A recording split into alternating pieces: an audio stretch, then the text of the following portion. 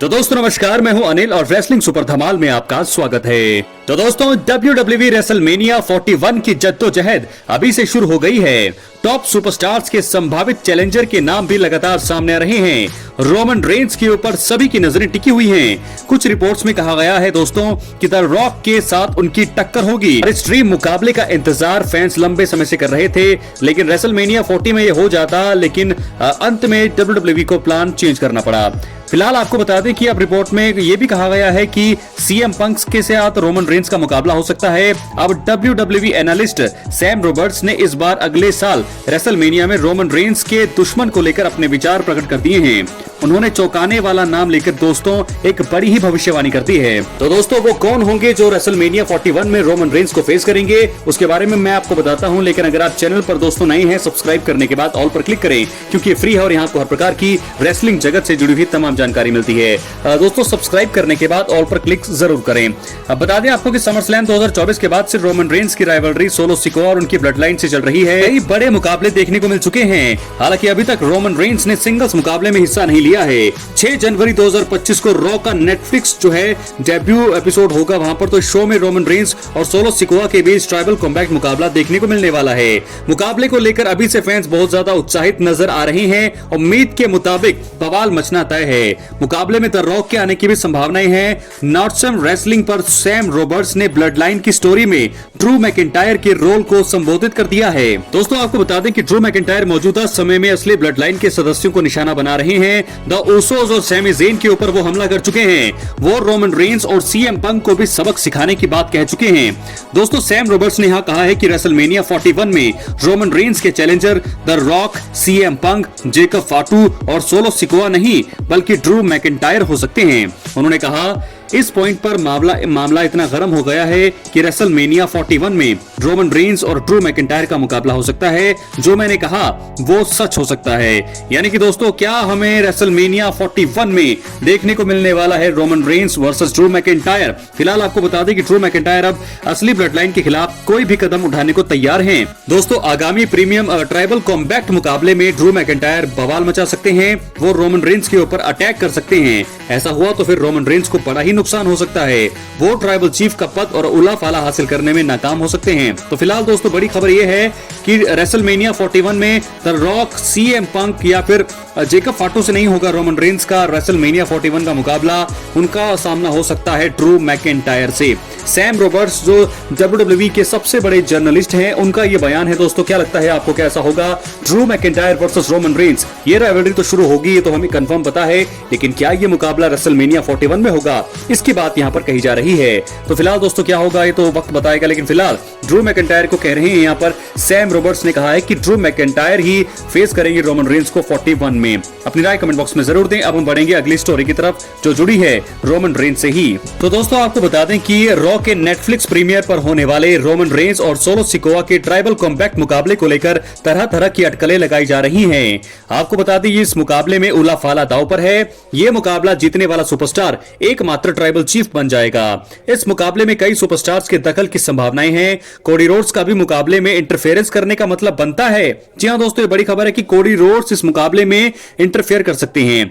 इस वीडियो में हम आपको ऐसे 3 कारणों का जिक्र करने वाले हैं कि क्यों कोडी रोड्स को WWE रॉ में Roman Reigns versus Cody Rhodes के ट्राइबल कॉम्बैट मुकाबले में दखल देना चाहिए। बात करेंगे पहले कारण का। कोडी रोड्स को रॉ में ट्राइबल कॉम्बैट मुकाबले में अपने साथियों की मदद करने के लिए दखल देना चाहिए।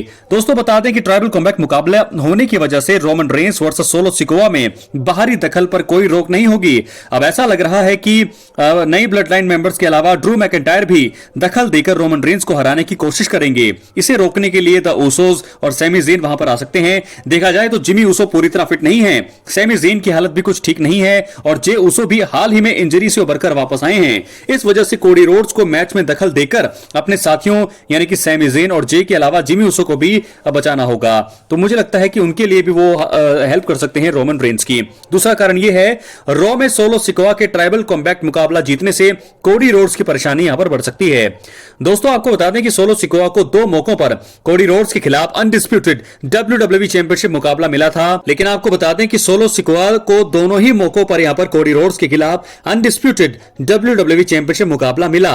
सोलो सिकोआ दोनों ही मुकाबले हार गए और वो मौजूदा समय में टाइटल पिक्चर से बाहर हैं। हालांकि सोलो सिकोआ के मन में अभी भी अनडिस्प्यूटेड WWE चैंपियन बनने का सपना तो जरूर होगा। अगर सोलो सिकोआ रॉ में रोमन रेंस को हराकर ट्राइबल कॉम्बैट मुकाबला जीत जाते हैं तो इससे ट्राइबल चीफ के रूप में उनकी पावर काफी बढ़ जाएगी और संभव है कि आने वाले दिनों में समय में सोलो सिकोआ इसके बाद कोडी रोड्स से अनडिस्प्यूटेड WWE चैंपियनशिप जो है हासिल करने की कोशिश कर सकते हैं। और यही कारण है कि कोडी रोड्स को ट्राइबल कॉम्बैट मुकाबले में दखल देकर सोलो सिकोआ की हार का कारण बनकर उनके दबदबे को खत्म कर देना चाहिए। बात करेंगे आखिरी कारण का। मुझे लगता है दोस्तों ये कारण सबसे बड़ा हो सकता है कि क्यों इस मैच में कोडी रोड्स के आने का मतलब बनता है रोमन रेंस का एहसान चुकाने के लिए। दोस्तों आपको बता दें कि कोडी रोड्स ने रेसलमेनिया 40 में रोमन रेंस को हराकर अनडिस्प्यूटेड WWE चैंपियनशिप जीती थी। इस हार के बाद रोमन रेंस ब्रेक पर चले गए थे और उनकी समरस्लैम 2024 में वापसी देखने को मिली। इसी इवेंट में कोडी रोड्स ने सोलो सिकोआ के खिलाफ अनडिस्प्यूटेड WWE चैंपियनशिप डिफेंड किया था। इस मुकाबले में नए ब्लड लाइन मेंबर्स का काफी दखल मिला और ऐसा लगा कि सोलो सिकोआ जो है मुकाबला जीतकर नए चैंपियन बन सकते हैं और बन जाएंगे अगर रोमन रेंस नहीं आते।